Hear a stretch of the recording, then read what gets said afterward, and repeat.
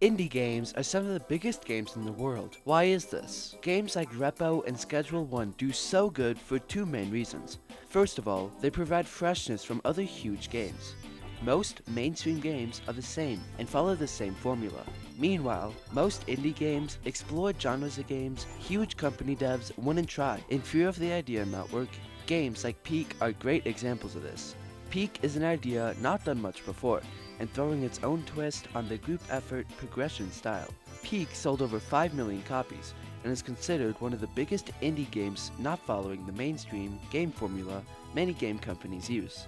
The second main reason that indie games do so good is because of the gameplay-driven and authentic style, and there are many reasons for this. Indie devs oftentimes hang out in their own discords, on Twitter, and listen to feedback. This makes players feel like they're involved in the journey.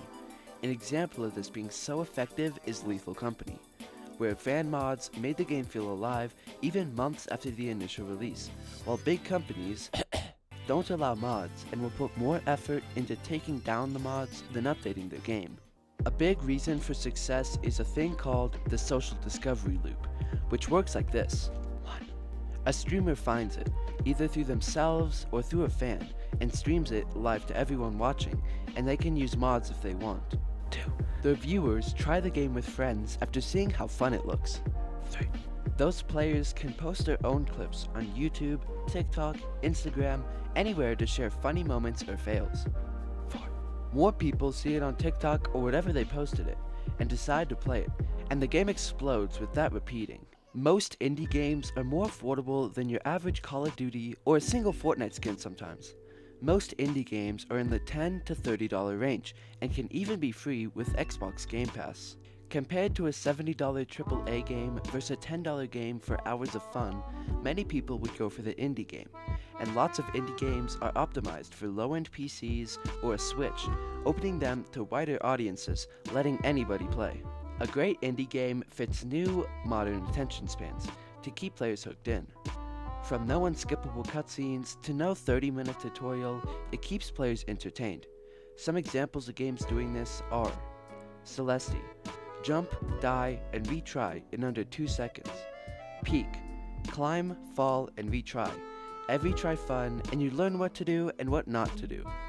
Indie games are also perfect for short-form content like TikTok or Instagram Reels. Every run or fail is perfect to fit into a 10 to 15 second clip to gain traction and increase players while also being entertaining. The gameplay is fast, funny, and fans love it. Between this and the replayable aspect of the game, it's perfect for just about anybody. Now, because players get bored of the same sequel and the predictability of AAA formulas, indie games stand out because they are willing to fail, but being different is what does so well for the devs. Examples of this working is Megabonk, where players have to endure low frame rates for hours on end to get world records. This game passed Call of Duty in concurrent players on Steam, showing just how well it worked. Now, what does all of this mean?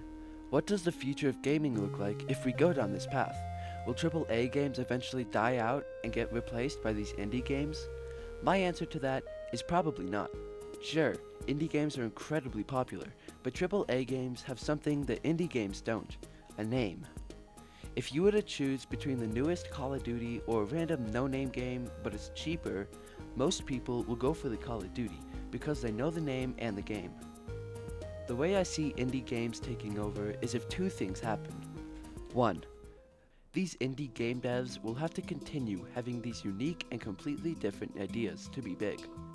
Making a game just like Minecraft won't work because Minecraft would be bigger, your friends play it, and it's overall the better choice. And 2. The AAA games will have to get greedy, and what I mean by this is keep getting more pricey and expensive. With some games being $70, take Nintendo.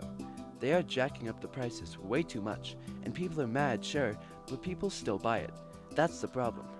People are buying the $70 Call of Duties and the $80 Nintendo games, but people buy it because it's addicting.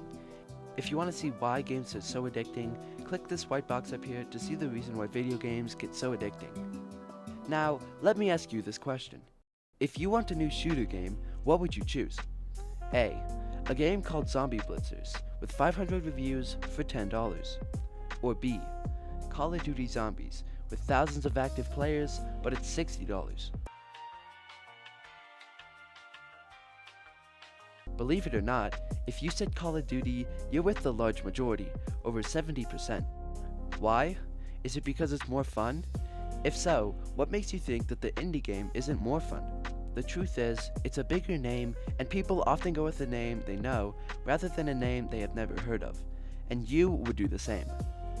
More often than not, if you go download an indie game that looks cool, I can tell you will most likely have fun. Between the social aspect, fun devs, different and unique style, and the adventure, you will have more fun. Make sure to subscribe, and I'll see you later.